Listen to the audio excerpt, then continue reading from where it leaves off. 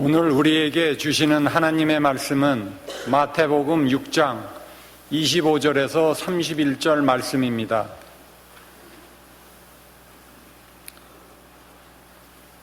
그러므로 내가 너희에게 이르노니 목숨을 위하여 무엇을 먹을까, 무엇을 마실까, 몸을 위하여 무엇을 입을까 염려하지 말라. 목숨이 음식보다 중하지 아니하며 몸이 의복보다 중하지 아니하냐. 공중의 새를 보라. 심지도 않고 거두지도 않고 창고에 모아 들이지도 아니하되 너희 하늘 아버지께서 기르시나니 너희는 이것들보다 귀하지 아니하냐. 너희 중에 누가 염려함으로 그 키를 한 자라도 더할 수 있겠느냐. 또 너희가 어찌 의복을 위하여 염려하느냐. 들의 백합화가 어떻게 자라는가 생각하여 보라. 수고도 아니하고 길쌈도 아니하느니라. 그러나 내가 너희에게 말하노니 솔로몬의 모든 영광으로도 입은 것이 이 꽃 하나만 갖지 못하였느니라. 오늘 있다가 내일 아궁이에 던져지는 들풀도 하나님이 이렇게 입히시거든 하물며 너희일까 보냐.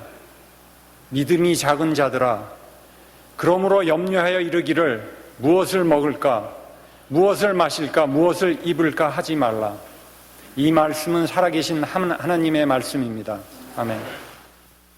제가 얼마 전에 읽은 책 중에 불안이라고 하는 책이 있습니다. 알랭 드 보통이라고 하는 그 프랑스의 저자가 썼는데요. 나이는 저하고 그렇게 크게 차이가 많지 않지만 제가 참 선생님으로 생각하면서 모시는 분 중에 하나입니다. 그런데 이분은 현대인들이 느끼는 불안에 대해서 매우 깊이 있고 통찰력 있는 분석을 해줍니다. 이분은 얘기하기를 우리들이 느끼는 불안, 이것은 가장 인간의 근원적인 감정이라고 합니다. 딱히 뭐가 안 될 것 같아서 어떤 문제가 있어서 불안을 느끼는 것보다 불안 자체라고 하는 것이 우리를 이렇게 늘 지배하고 있다라고 하는 것이지요. 특별히 우리가 불안이라고 생각할 때에 죽는 것에 대한 불안, 이 정도 되면 불안하다 이렇게 느끼지 않을까 생각하는데, 이분의 얘기는 죽는 것 자체 때문에 불안을 느끼는 사람은 그렇게 많지 않다는 거예요. 우리를 불안하게 하고 두렵게 하는 그 불안은 우리의 일상 삶 속에 있다라고 하는 것입니다. 특별히 이 예전에 있었던 사회와 달리 이 민주주의 그리고 우리가 살고 있는 이 현대 사회 속의 불안은 아주 그분이 얘기하기를 재밌는 그 사회 구조에 기인한다, 이렇게 그 재밌는 통찰을 해주고 있습니다. 우리는 이 세상을 바라볼 때에 기본적으로 전제에 있어서 모든 사람들이 평등하다고 생각을 한다는 것이지요. 같은 출발선상에서 출발한다고 생각한다는 것입니다. 그래서 우리들이 가지고 있는 지능과 창의성과 용기와 인내력과 수고를 통해서 누가 더 앞에 가느냐, 그거에 따른 보상이 이 자본주의 사회에서는 그 어떤 물질적인 보상으로 이루어진다라고 그렇게 우리가 생각들을 하고 있다는 것입니다. 이 능력주의 사회에 있어서는, 이 능력으로 모든 것이 보상되는 사회에 있어서는 돈을 많이 번 사람, 아니면 높은 지위에 있는 사람, 열심히 해서 참 이렇게 대접받는 사람들이 승자로 파악이 된다는 것이죠. 그런데 이에 반면에 가난한 사람, 어렵게 사는 사람, 이런 사람들은 패자로 인식이 된다는 거예요. 그거 자체가 왜 그러냐면 모든 세상은 평등하다라고 하는 전제 때문에 그렇다는 거예요. 그리고 정당하게 그 보상이 주어지기 때문에 그렇다는 것입니다. 예전에는 그 계급사회, 그런 사회에 있어서는 사람들이 가지고 있는 한 단어가 있었는데, 태어나면서부터 실버 스푼을 입에다 문다, 그런 얘기가 있는 것처럼 귀족이나 왕이나 이런 사람들은 그 일반 평민과는 다른 종류의 사는 사람들이었어요. 그런 것처럼 가난하고 어려운 사람들에게는 우리들이 꼭 이야기하기를, 이 사람들은 가난하다라는 이야기와 더불어서 꼭 얘기하는 게 unfortunate, 굉장히 불운한 사람이기 때문에 가난하다라고 인식을 했다는 것입니다. 그런데 이 현대 사회에 있어서는 가난한 사람을 불운한 사람이라 일컫는 그 단어 자체가 없어졌다는 거예요. 왜냐하면 그것은 실력의 결과이기 때문에 그렇다라고 하는 전제가 있기 때문이다 하는 얘기죠. 가난 자체도 힘들고 어려운데 사람들에게 게으르기 때문에, 무능하기 때문에 실패자가 되었다라고 하는 이 모욕까지 감당하는 사회가 우리들이 살고 있는 사회라는 겁니다. 그래서 우리는 그 어느 때보다도 불안한 마음을 가지고 산다는 거예요. 실패하거나 뒤처지게 되면 가난해질 뿐만 아니라 게으른 자, 가치가 떨어지는 무가치한 자, 무의미한 자가 된다고 생각하기 때문에 그렇습니다.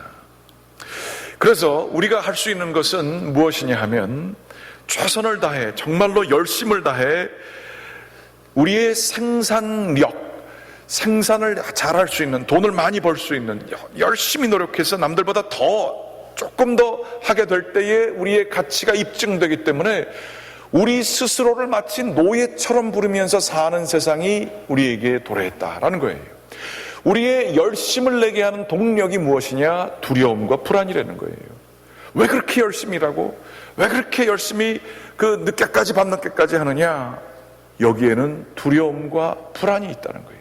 모든 현대인들에게는 이것이 아주 급습하는 것처럼 우리 마음속에 있다라고 하는 거예요. 능력대로 보상받는 사회라고 하는 전제 때문에 그렇다라고 하는 것이죠. 그런데 이분은 그게 다 꼭 그렇지 않다, 신화적인 것이다, 이렇게 얘기를 합니다. 그러면서 우리가 가지고 있는 이 생각들을 좀 떨쳐버려야 된다, 이렇게 얘기를 하는데, 그분이 내놓는 그 해법은 뭐 그렇게 마음에 탐탁하게 들지 않습니다.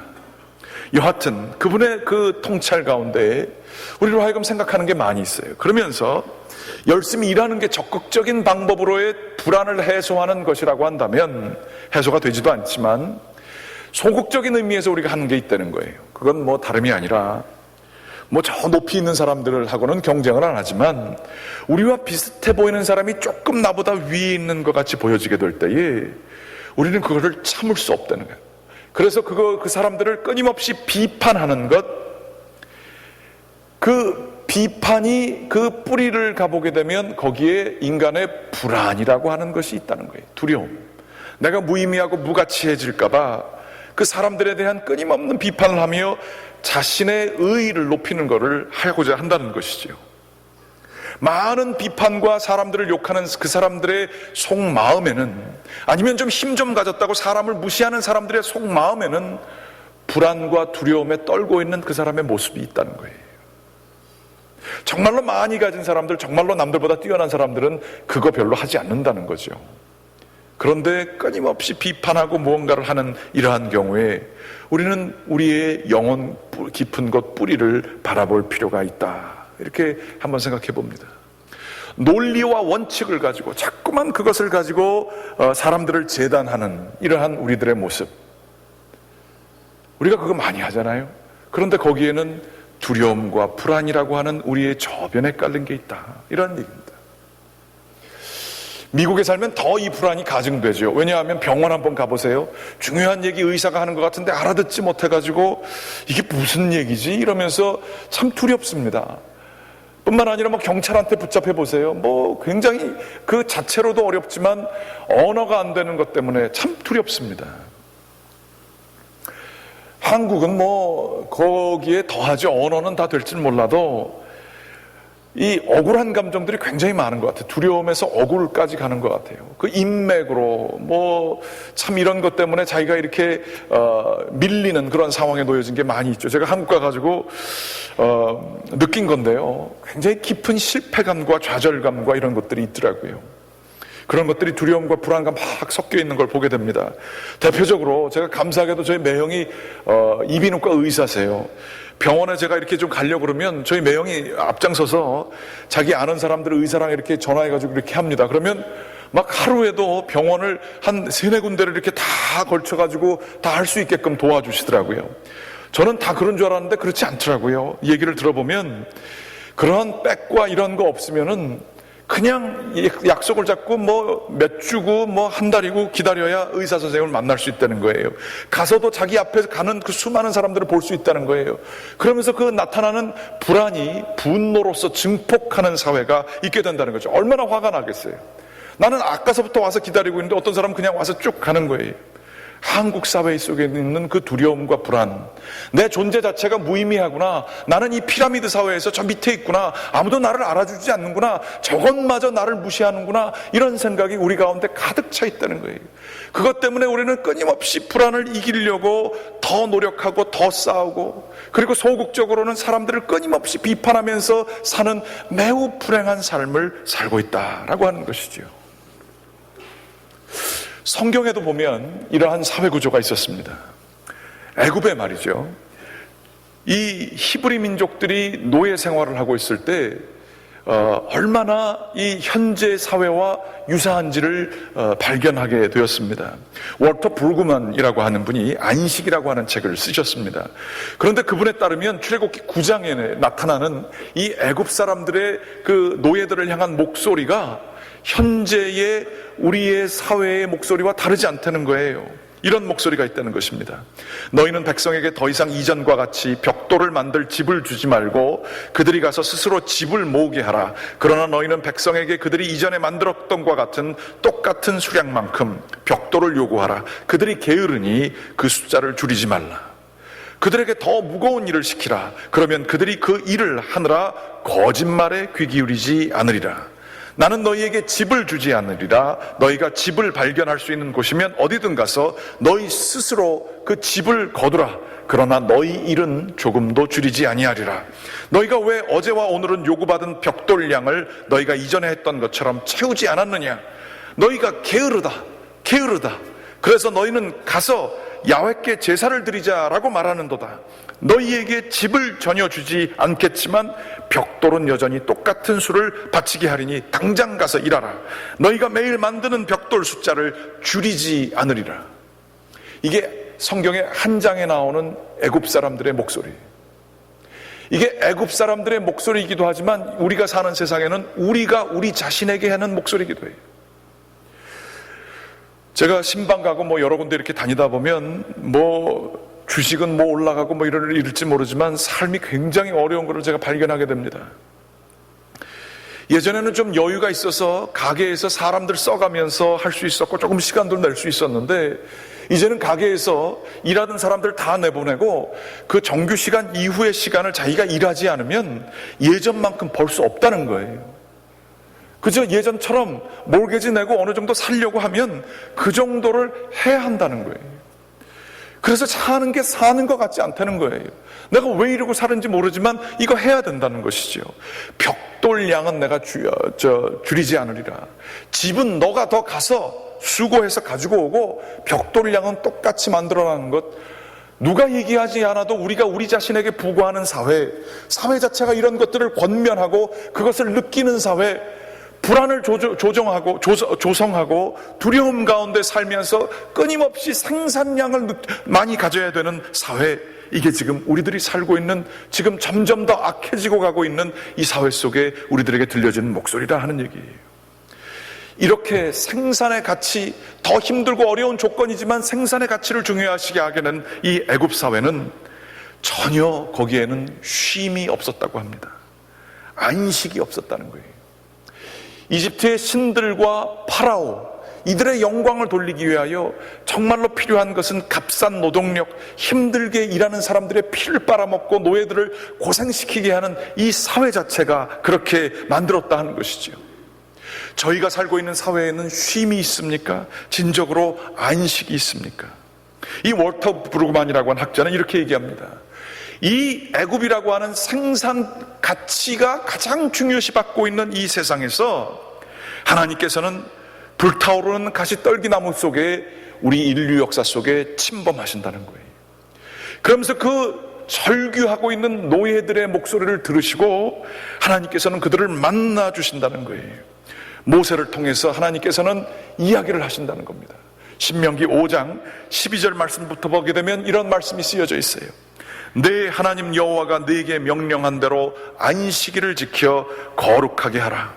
엿새 동안은 힘써 내 모든 일을 행할 것이나 일곱째 날은 내 하나님 여호와의 안식일인즉 너나 내 아들이나 내 딸이나 내 남종이나 내 여종이나 내 소나 내 나귀나 내 모든 가축이나 내 문 안에 거하는 객이라도 아무 일도 하지 못하게 하고 내 남종이나 내 여종에게 너같이 안식하게 할지니라.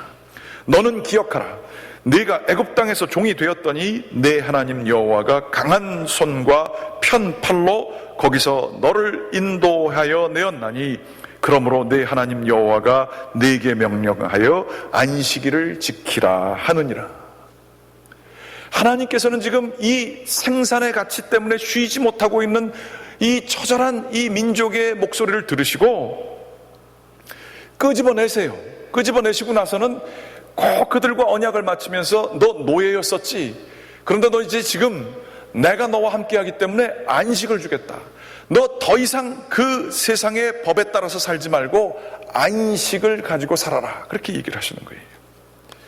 하나님께서는 생산력 혹은 생산품, 내가 얼만큼 생산할 수 있느냐의 가치에 따라 우리를 평가하시지 않겠다는 얘기세요. 하나님께서는 자기와 맺은 언약, 그걸 가지고 하나님께서는 우리와 관계를 맺으시겠다라고 하는 말씀이죠. 이 말씀이 구체적으로 체계화된 게 십계명이라고 이 학자는 얘기하고 있습니다. 하나님에 대한 이야기가 십계명에 3군데 나오게 있지만 4번째 안식일을 거룩히 지키라 라고 하는 얘기인데, 이 안식일을 거룩히 지키라고 하는 것의 그 해석이 그 다음에 나온다는 거예요. 5번째 계명, 부모를 공경하라. 이 얘기는 무엇인가? 이거는 어린아이들이 부모 말 잘 들어라 라고 하는 얘기하고는 전혀 상관없는 얘기라는 거예요. 부모가 예전에는 우리에게 먹을 걸 줬지만 이제는 나이가 들어서 전혀 줄 게 없다. 생산에 도움이 안 된다. 돈 버는데 도움이 안 된다. 그렇다고 하여서 부모를 무시하지 말라는 거예요. 부모를 천대하지 말라는 거예요. 고려장처럼 부모를 갖다 버리는 그러한 과거의 우리 한국의 전통도 있지만, 이 사회도 쉬지 못하고 일해야 되는 이 사회 속에 부모나 그 나이가 드신 분들에 대한 천대가 있었다는 거예요. 생산의 가치 가지고 가족을 판단하지 말라라는 얘기예요. 살인하지 말라. 너가 돈 벌고 더 이익을 구하는데 방해가 되는 사람이 있다고 하여서, 너를 괴롭히는 사람이 있다고 하여서 그 사람을 죽여서 너의 이익을 갖추려고 하는 것을 하지 말라라고 하는 얘기라는 거예요. 부부과의, 남녀과의 관계는 서로 사랑을 나누는 아름다운 관계입니다만, 힘 있는 사람들이 여성을 학대하는 상품으로, 놀이개로 전락시키는, 간음하지 말라. 여성들에게 안식을 주는 겁니다. 밤거리를 걸어 다닐 수 있고 여성들이 간음당하지 않을 수 있게 하는 사회, 쉼이 있는 사회를 하나님께서 만드시는 거예요. 도적질하지 말라. 자신이 원하는 것이라고 하여서 그 이익 때문에 사람들에게 힘으로 강탈하는 거, 이거 하지 말라는 거예요. 편안하게 밤에 잠을 잘 수 있게끔 해주시는 겁니다. 쉼을 주시는 거예요. 거짓 증거하지 말라. 이익을 가지려고 법정에서 사람들 앞에서 말을 돌리게 하고 자꾸 거짓말 해가지고 자기에게 좀 상황을 면하게 할 수 있고 이익을 가져오게 하는 것, 이거에 빠지지 말라는 얘기예요. 그리고 가장 중요한 것, 너의 안에 있는 탐심을 다스리라, 이런 얘기를 하세요. 이 모든 십계명의 4계명서부터 10계명까지의 이야기가 바로 하나님께서 이 해방된 백성에게 가치, 생산 가치에 따라 판단되어서 죽도록이라고, 가치가 없는 사람들을 끊임없이 평가절하하며 살고 있는 이 사람들에게 너는 나와 관계를 맺었으니 안식해라 라고 하는 메시지가 십계명에 있다 하는 얘기인 것입니다. 얼마나 깊은 통찰인지 모르겠어요. 너 나 외에 다른 신을 섬기게 되면 쉼이 없을 것이다. 그러나 너 나와 관계 맺게 되면 쉼과 안식이 있을 것이다. 오늘 성경 말씀, 마태복음 6장 말씀을 같이 한번 우리들이 천천히 읽게 되기를 원하는데요, 이 말씀은 우리 주 예수 그리스도께서 우리에게 쉼을 주기 위해서 주시는 말씀이에요. 하나님이 우리의 주인이시기 때문에 예수님께서 말씀하시는, 우리에게 주시는 말씀입니다. 같이 한번 읽어보겠습니다. 시작. 그러므로 내가 너희에게 이르노니 목숨을 위하여 무엇을 먹을까, 무엇을 마실까, 몸을 위하여 무엇을 입을까 염려하지 말라. 목숨이 음식보다 중하지 아니하며 몸이 의복보다 중하지 아니하냐. 공중의 새를 보라. 심지도 않고 거두지도 않고 창고에 모아들이지도 아니하되 너희를 하늘 아버지께서 기르시나니 너희는 이것들보다 귀하지 아니하냐. 너희 중에 누가 염려함으로 그 키를 한 자라도 더할 수 있겠느냐? 또 너희가 어찌 의복을 위하여 염려하느냐? 들의 백합과가 어떻게 자라는가 생각하여 보라. 수고도 아니하고 길쌈도 아니하느니라. 그러나 내가 너희에게 말하노니 솔로몬의 모든 영광으로도 입은 것이 이 꽃 하나만 갖지 못하였느니라. 오늘 있다가 내일 아궁이에 던져지는 들풀도 하나님이 이렇게 입히시거든 하물며 너희일까 보냐. 믿음이 작은 자들아, 그러므로 염려하여 이르기를 무엇을 먹을까, 무엇을 마실까, 무엇을 입을까 하지 말라. 우리 주님이 하시는 얘기예요. 하나님을 너의 주인으로 모셨으면 먹는 거, 마시는 거, 입는 거는 이게 그 의복에 대한 얘기가 아니고요, 이 집에 대한 얘기와 가깝습니다. 가난한 사람들은 겉옷으로 자기의 집을 삼았습니다. 이러한 얘기를 하시면서 이러한 것에 염려하지 말라. 너희에게 먹이시는 분은 하나님이시라는 거예요. 마실 것을 주시고 너희에게 모든 것을 베푸시는 분은 하나님이시라는 거예요. 들의 풀과 공중에 나는 새들 하나님께서 다 책임져 주신다는 거예요. 하나님은 애굽에서 죽도록 노동하는 그 애굽 백성들을 40년 동안 시청각 교육을 하셨습니다. 너희가 일하지 않아도 먹을 것이 하늘에서 내려오지 않느냐? 너희가 수고하지 않아도 반석에서 사막에서 물이 나지 않느냐? 모든 생명을 주관하시는 분은 하나님이시니 너희가 가지고 있는 이 죽도록 일해야지 살 수 있다, 그 불안과 두려움, 그것을 없애고 하나님께만 의지하라. 주님께서는 그렇게 얘기하셨던 거예요. 생산성의 가치에 의지해서 두려워가지고 내가 가치가 있어야 된다, 이것 때문에 사는 게 아니라 주님과의 언약을 충실히 지키면 거기로부터 하나님이 먹을 것을 다 주신다. 예수님이 하시는 이 얘기도 다른 얘기가 아니라 바로 오늘 그 얘기를 해주시는 거예요. 또한 예수님께서 보여주시기를 마치 출애굽의 그 광야에서 보여준 것처럼 들판에서 오병이어를 가지고 5,000명을 먹이십니다. 그러면서 사람들에게 얘기하시죠. 하나님이 책임져 주신다. 너희 인생을 붙들어 주시는 분은 하나님이시다. 주님께서 얘기를 하십니다. 이사야서에 보게 되면 이런 말씀이 있어요. 오호라, 너희 모든 목마른 자들아, 물로 나오라. 돈 없는 자도 오라. 너희는 와서 사 먹되 돈 없이 값없이 와서 포도주와 젖을 사라. 너희가 어찌하여 양식이 아닌 것을 위하여 은을 달아주며 배부르게 하지 못할 것을 위하여 수고하느냐?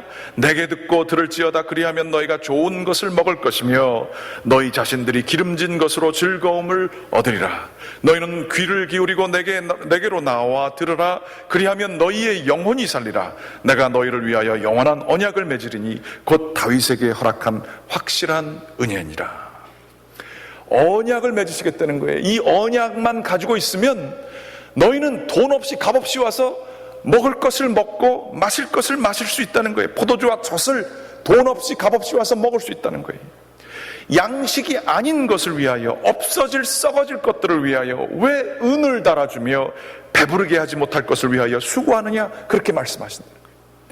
이거는 바로 우리에게 쉼을 주시는, 모든 것에 생명을 주시는 하나님께서 너 나와 맺은 언약만 있으면 모든 것을 내가 책임져 주시겠다라고 하는 하나님의 쉼의 메시지인 것입니다. 그런데 이 얘기를 들으면 아마 의심이 생길 거예요. 저도 의심이 생깁니다. 그러면 일 열심히 안 해도 되고 그러면은 뭐 복권에 당첨하게 해주시나? 뭐 내가 일 안 하면 먹여줄 사람이 어디 있나? 이 말씀에 대해서 의심이 가는 거예요. 그렇죠. 열심히 일해야죠. 열심히 일해야 되고 다 해야죠. 하지만 거기에는 큰 차이가 있습니다. 두려움과 불안 때문에 남들에게 무시당할까봐, 남들에게 비판당하고 게으른 자, 능력 없는 자라고 비판당할까봐 열심히 괜찮은 척하면서 죽도록 일하며 불행하게 사는 삶과 기쁨으로 하나님이 이것은 내게 맡겨주신 일입니다, 그러면서 최선을 다해서 열심히 기쁨으로 하는 일과는 천지 차이가 있습니다. 천지 차이가 뭘까요? 같은 양의 일을 하더라도 차이가 있어요. 그 차이는 바로 마음의 차이입니다. 하나님과 맺은 언약이 있는 사람은 두려움과 불안에서 자유해서요, 기쁨 가운데 일할 수 있어요. 설령 어려움과 좌절이 있고 생각지 못한 일들이 있어도 언약을 붙드는 사람, 그 주님과의 관계가 있는 사람은 다 이것을 주님이 주시는 힘으로 극복할 수 있어요. 그러나 두려움과 불안에 떠는 사람은 잘 돌아갈 때도 이거 지금 뭐 잘못되는 거 없나 덜 불안합니다. 그리고 저 사람이 나를 지금 무시하는 것 아닌가? 저 사람이 어떻게 나한테 이럴 수 있는가? 끊임없이 사람들을 의심에 찬 눈초리를 봅니다. 조금 일이 안 되면 불안이 증폭돼서 어쩔 줄 모릅니다. 괴로워합니다. 그러면서 지옥 같은 삶을 살게 되는 것이지요. 주님과 맺은 이 언약의 관계는 우리가 천국을 사느냐 지옥을 사느냐 이 문제예요. 구원을 받았다라고 하는 것은 죽은 다음에 천당 간다라고 하는 그 의미는 아주 그 부분에 불과합니다. 구원을 받았다라고 하는 것은 이 세상에 생산의 가치로만 내가 무시당할까봐 두려워서 불안에 떨고 있는 이 세상에서 우리를 끄집어내사 우리를 하나님의 자녀로 삼아주신 예수 그리스도의 십자가의 은혜 때문에 우리가 관계를 맺은 것, 하나님을 알게 된 것이 바로 구원인 줄 여러분들 아시지 않습니까? 이 관계를 누리는 게 얼마나 중요한지 몰라요. 그러므로 우리는 안식일을 거룩히 지켜야 됩니다. 주의를 거룩히 지킴으로 주님과 관계를 깊이 가질 때에 우리의 삶은 지옥이냐 천국이냐로 바뀌어질 수가 있어요. 주님과의 관계가 살게 있게 되면 내 마음이 주님으로 인하여서 생명을 누리게 되면 거기에는 정말 놀라운 평안을 가지고 살아갈 수 있습니다.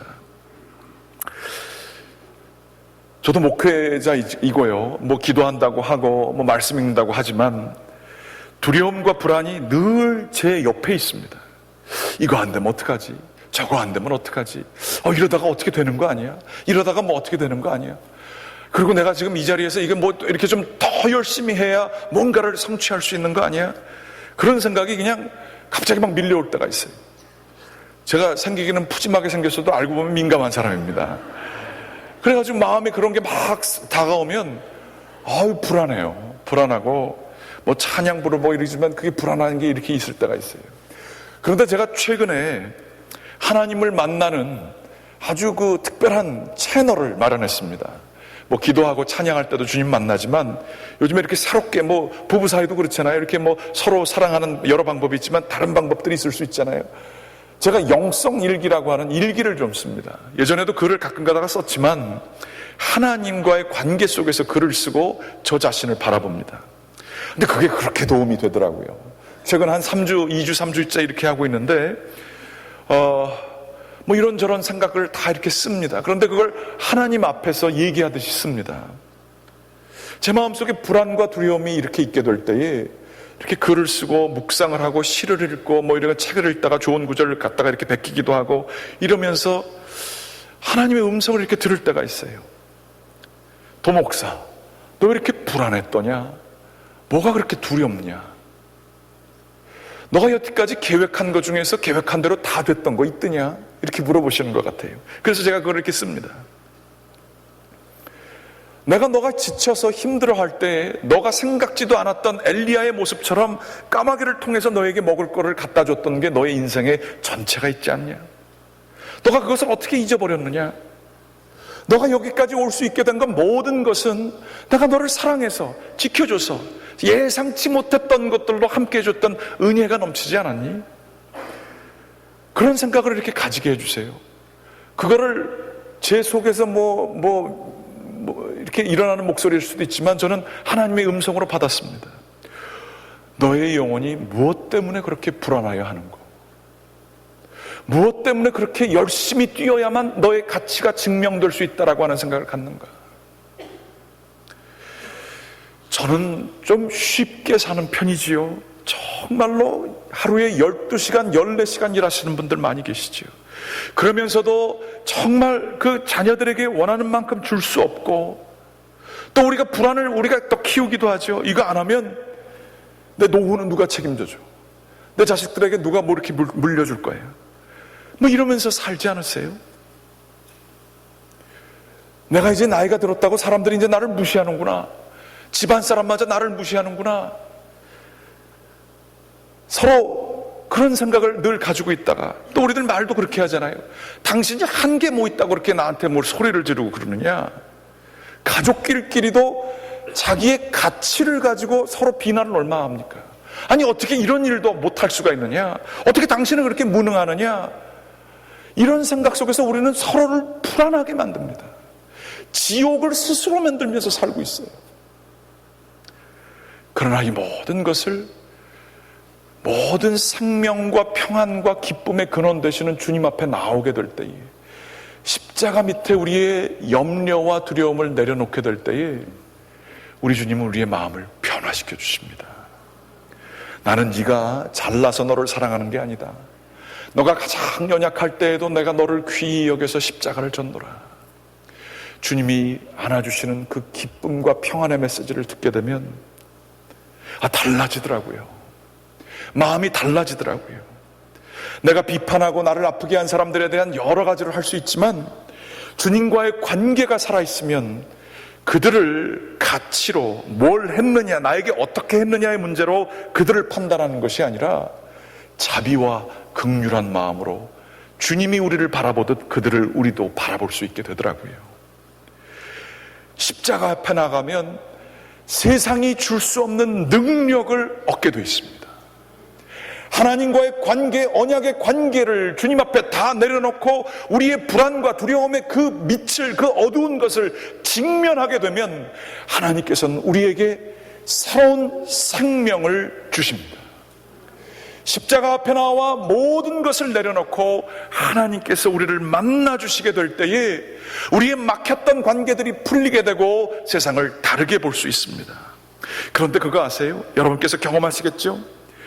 주님께서 주시는 이 평안함을 가지고, 세상이 줄 수 없는 이 평안함을 가지고 긍휼히 여기며 사람들을 귀히 여기며 살게 될 때에 놀랍게도 하나님께서는 신비한 방법으로 우리의 환경들을, 그 막혔던 것 같고 꽉 맺혔던 그 매듭과 같은 것들을 풀어주시는 분이 우리 주님이십니다.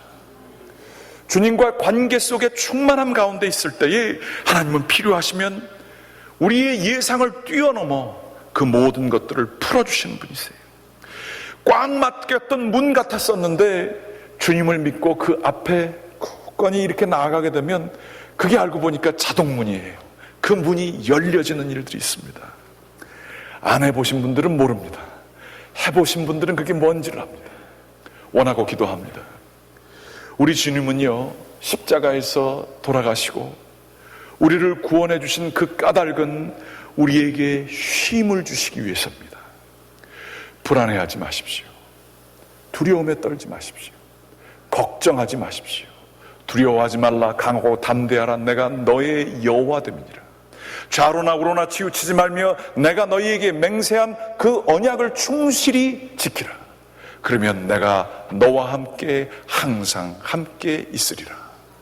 주님의 말씀이 여러분을 움직이게 돼서 그 말씀이 정말로 삶 속에 등불이 되고 빛이 되시는 저와 여러분들 되시기를 주님의 이름으로 간절히 기원합니다. 기도하시겠습니다. 하나님 감사합니다. 주님께서 저희들을 불러주셨습니다. 주님의 백성들, 주님의 소유된 백성들, 주님의 자녀들에게 주시는 하나님의 평안이 저희에게 약속되어 있음을 믿습니다. 아버지 하나님, 저희가 주님 주시는 이 평안을 누리며 살게 인도하여 주시옵소서. 저희의 뿌리 속 깊은 곳에 있는 불안과 두려움을 하나님의 성령으로 뿌리째 없어주시고 주님 안에서 기쁜 가운데 살아갈 수 있도록 인도하여 주시옵소서. 예수 그리스도의 이름으로 기도드렸습니다. 아멘.